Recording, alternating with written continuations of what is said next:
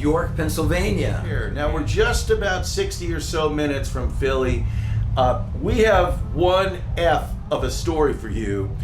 What happened in Philly in our early days? It was 1990, our very first tour with a little unknown group called Kiss. Check out what we're going to tell you, and every bit of it happened. Okay, so we were on the Kiss tour, and at that time we had a couple days off, and we had met a fan who said, hey, listen, why don't you come stay at our house? And we didn't have anything to do, so we said, why not? So what do? We actually reach out and say, so did you really mean what you said? And he's like, yeah, but you know, this is some guy from the fan club probably calling. We said, no, actually, we're in the bus, and if you're good with it, tomorrow in the morning, we're driving the motherfucker to your house. Tell your mom to make them hot dogs and hamburgers because we're coming. So he, of course, kind of doesn't believe it. We're like, no, listen, we're really going to do this. So we really do get the bus and we bring it up the residential street. The guy's, you know, turning.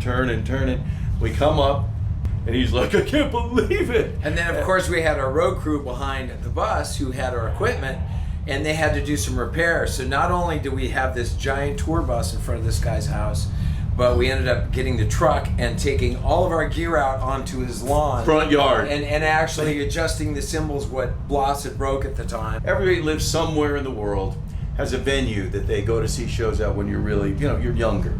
And you're just awestruck by the groups that you see in these venues. We all were. And for him, he lived in Philadelphia, it was the Spectrum. Many concerts played the Philly Spectrum. Everybody that's been anybody played the Spectrum. He walks in the back door down the ramp of the Spectrum with us and was actually shaking. It's like, I can't believe I'm walking in the back of the Spectrum. And we met that guy, and his name was Dan Zimmerman. Yeah. His mom did bring the platter of the hot dogs, the hamburgers. Yeah. Boys! And the newspaper, the Philly Inquirer, actually put it on the front cover of the Philly Inquirer, on the front cover.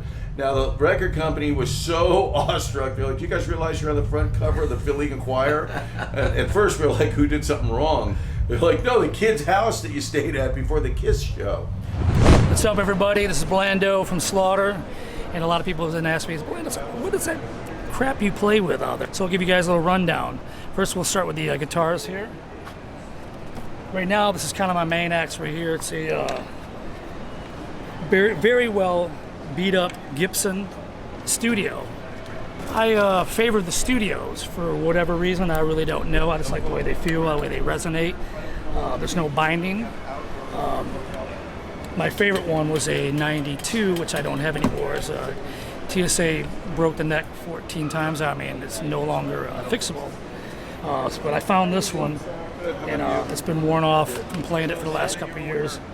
Kind of like my 92, but this is actually a 1993. And this is probably the closest thing that I've found to that 92 that I've had. And it's just, I love it. It's awesome. Let's kill it. And we'll move on to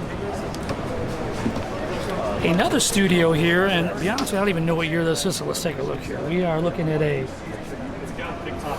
1996 studio. Same thing, no binding. I prefer not the binding. This one's actually a little cleaner from what most of my guitars look like. It's actually still got the gloss on the back of the neck, but I really don't favor as much. And I haven't played this one very much at all, as I just got this one about a year and a half ago. So it still looks pretty well new, other than a couple nicks and dings here. But it sounds amazing. In 2000, my band opened for Slaughter in Limestone, New York, and now I'm bringing my daughters to their first Slaughter show. First time seeing Slaughter tonight, stoked about it. This is my first concert, and I'm stoked to see Slaughter tonight.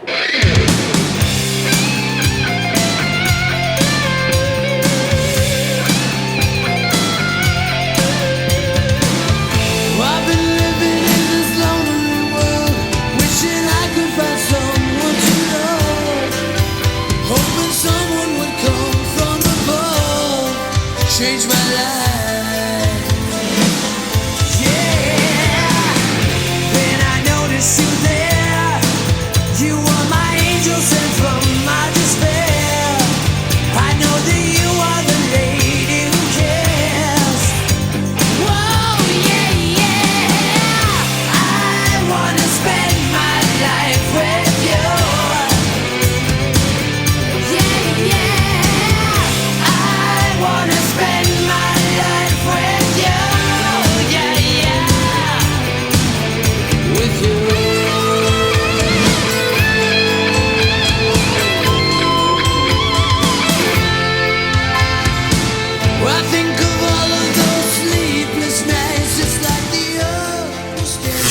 Okay, so we just walked off stage in York, PA. We're wet, we're sweaty. We're supposed to give a little bit of a recap of what happened. So, Will Hunt. Fucking a can of ass whoop was opened up out there. That's what happened. We did everything we could for people to have a really good time. Our job as entertainers, make people feel good. Speaking of good time, yeah, Mr. Senor Jefe. Senor Jefe said it's all, man. It was better than burritos and enchiladas and all that stuff. Sweaty, hot, old school rock and roll show. If you can't tell, we're well, Yeah, he's we're not fucking sweating, but we're dripping sweating. wet. We went to work today.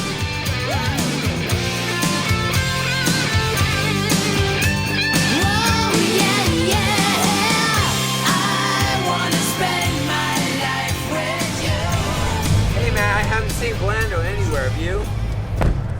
Hold on a second. Check back here. What we got? Oh, there he is. Yeah, that's how you ride in style, Doing baby. Style right there. Yeah, that's how we do it.